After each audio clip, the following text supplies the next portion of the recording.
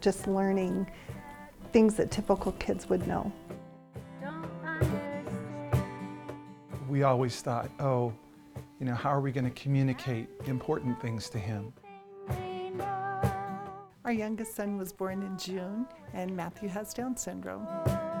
You could tell what things were bothering him, but he didn't have the language to give us, to help us understand what was going on. If he was in pain or just maybe didn't understand what was happening. He was 5.5 when he was diagnosed with acute lymphoblastic leukemia. Sometimes as parents, you kind of hit a wall. You're kind of like, oh, now what? Where do we go from here? He would get all the doctors, the nurses, everybody would just come out and he would just start singing. So he really was a bright spot in people's day. Although the prognosis was good, we just saw a lot of kids not make it through the process. And it was tough we went to a lot of funerals during that time. So you have to have something to draw from. And for us, it was our faith and our community. And that made a huge difference for us. As I said, Matthew was a model patient, but still, our whole family, and it was hard on our kids too, our other children, because they were constantly with the shadow of the possibility of losing him. The way I like to describe it is it's the use of music in a clinical or therapeutic setting to help the participant or the client develop non-musical goals. When I sing, it makes me feel like, it's like happy sad, because it's like when I was crying, sometimes I just had a tender heart.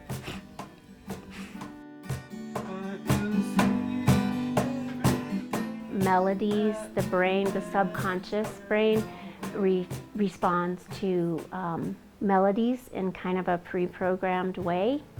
And so a music therapist is trained to encourage that.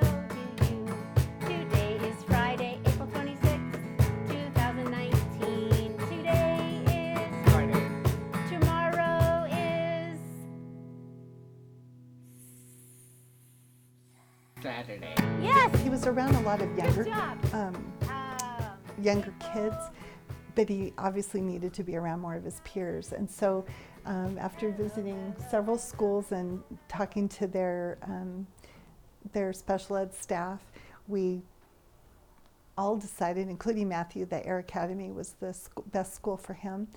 Love to be in there, making friends in there, and I have an awesome choir teacher. Mrs. Bach. Yes. Right?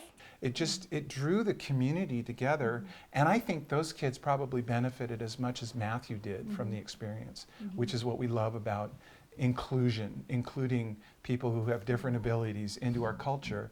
We all benefit when we do that. So that was a big part of the whole motivation for having him in school. I'm a proud and great drummer.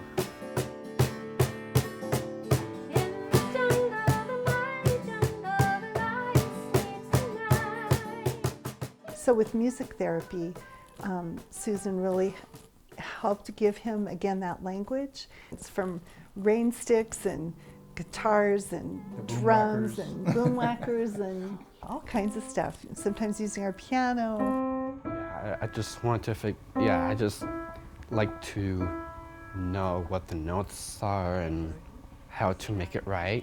D, D. Oh, E. See, that's what was happening. Your brain is telling you, and your fingers were playing what was right, and you're looking at this and this is wrong, and so everything was out of sync.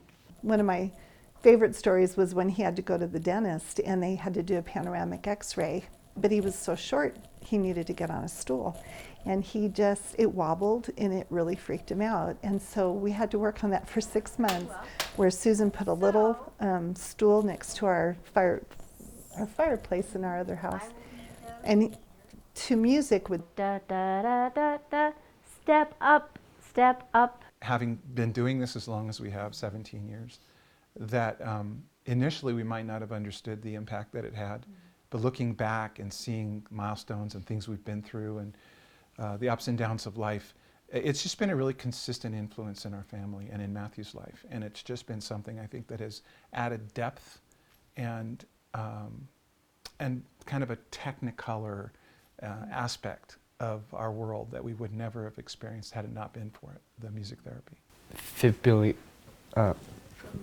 Philippians 4, verse 13. It says, I can do all things through Christ who strengthens me. And that's what I can do.